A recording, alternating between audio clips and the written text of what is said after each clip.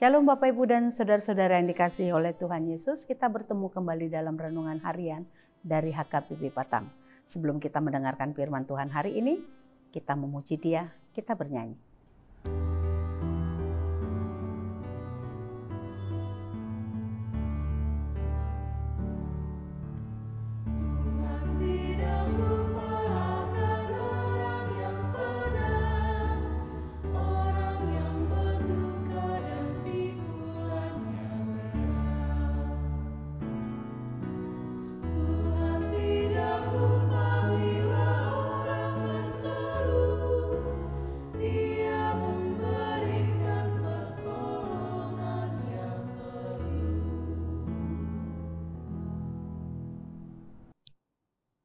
Kita berdoa.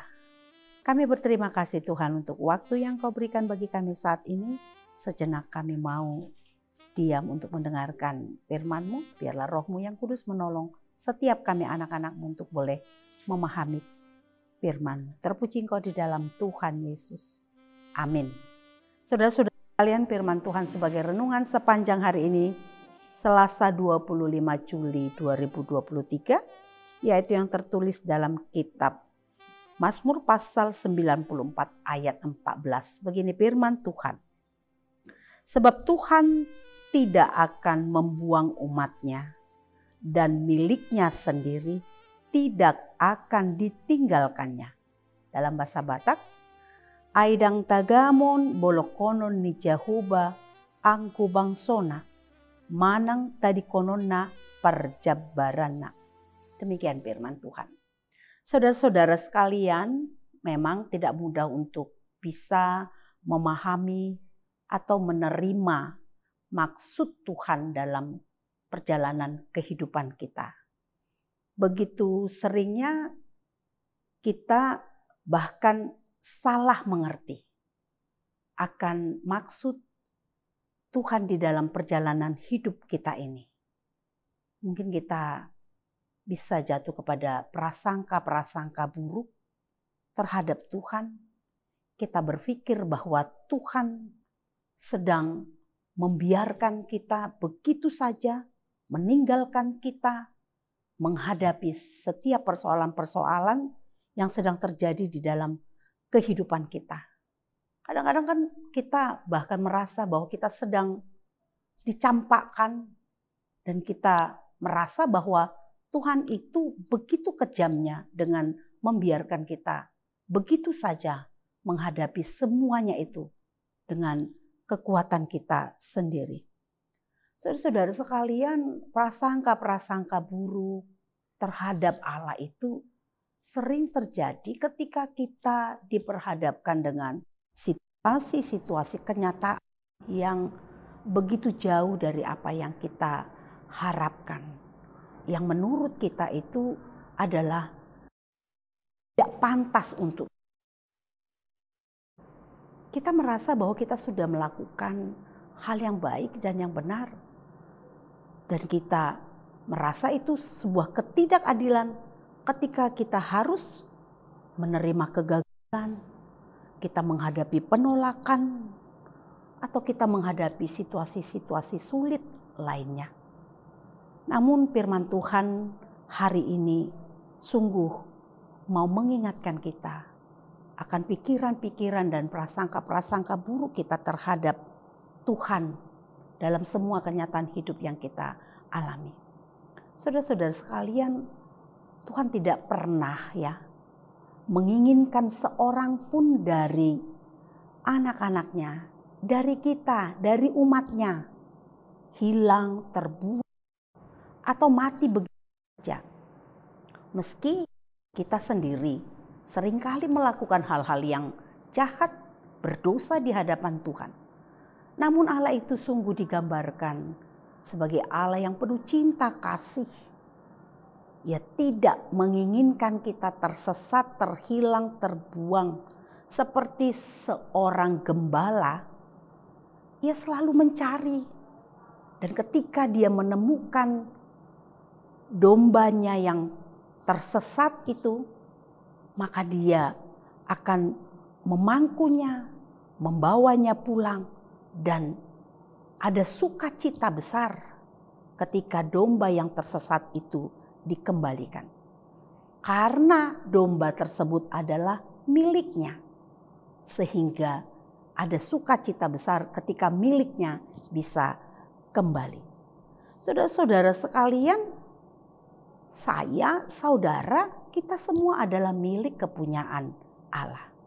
Dan tentu karena kita miliknya, Dia begitu mengasihi kita.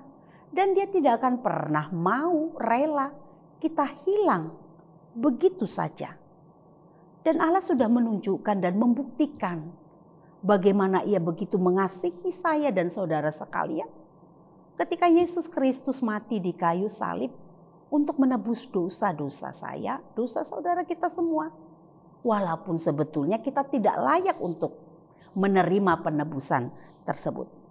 Karena itu saudara-saudara sekalian, mari kita diingatkan oleh firman Tuhan renungan pada hari ini supaya setiap kita jangan pernah mau jatuh ke dalam pikiran bahwa Allah tidak mengasihi kita, bahwa Allah telah meninggalkan kita, Allah telah membuang kita.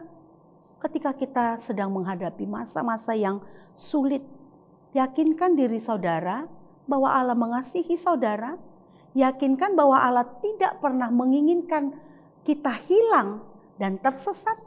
Dan ketika kita hilang dan tersesat sekalipun karena keinginan kita sendiri, kesalahan kita sendiri, Allah tetap mencari kita dan berupaya untuk membawa kita pulang kembali ke pangkuannya, ke pelukannya, supaya kita hidup dalam kebenarannya. Dan itu juga saudara-saudara sekalian yang Allah tunjukkan ketika umatnya Israel terbuang ke Babel. Mereka memang terhukum.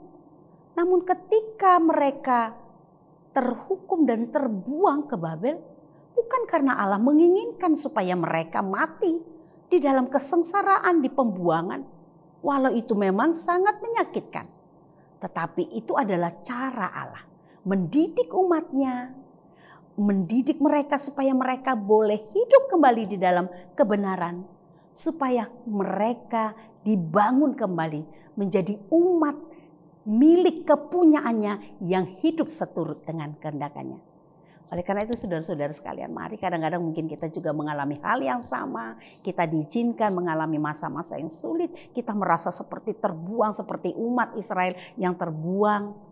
Tetapi ingatlah, kalau Tuhan mengizinkan itu terjadi dalam hidup kita, Tuhan sedang membentuk hidup kita, mendidik kita, mengajar kita, bagaimana kita belajar hidup bergantung penuh kepadanya.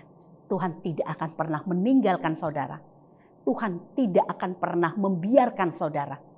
Tuhan selalu mengasihi, mengawasi, dan merancang segala sesuatu yang saudara alami itu untuk menuntun hidup saudara ke arah yang lebih baik. Supaya setiap kita anak-anaknya ini sungguh mengenal dan mengakui akan kasih Tuhan yang begitu besar dalam hidup kita. Karena itu mari terus hidup di dalam hati yang selalu percaya bahwa Tuhan merancang hidup kita kepada hal yang lebih baik lagi. Amin. Kita berdoa. Kami berterima kasih Tuhan untuk firman-Mu yang sudah mengingatkan kami bahwa Engkau begitu mengasihi kami dan takkan pernah meninggalkan dan membiarkan kami hidup di dalam penderitaan kami sehingga kami menjadi hancur. Tetapi Tuhan, Engkau begitu mengasihi kami yang sudah Engkau nyatakan di dalam Tuhan Yesus Kristus. Terima kasih. Biarlah sepanjang hari ini dalam keyakinan bahwa Tuhan tetap menyertai kami dan mengasihi kami. Kami mau melakukan semua pekerjaan kami, menjalani setiap langkah kami.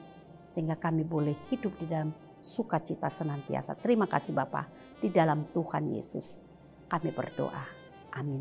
Mari saudara-saudara sekalian terus hidup dengan sebuah keyakinan Tuhan selalu ada bersama kita. Tuhan Yesus memberkati. Sampai jumpa.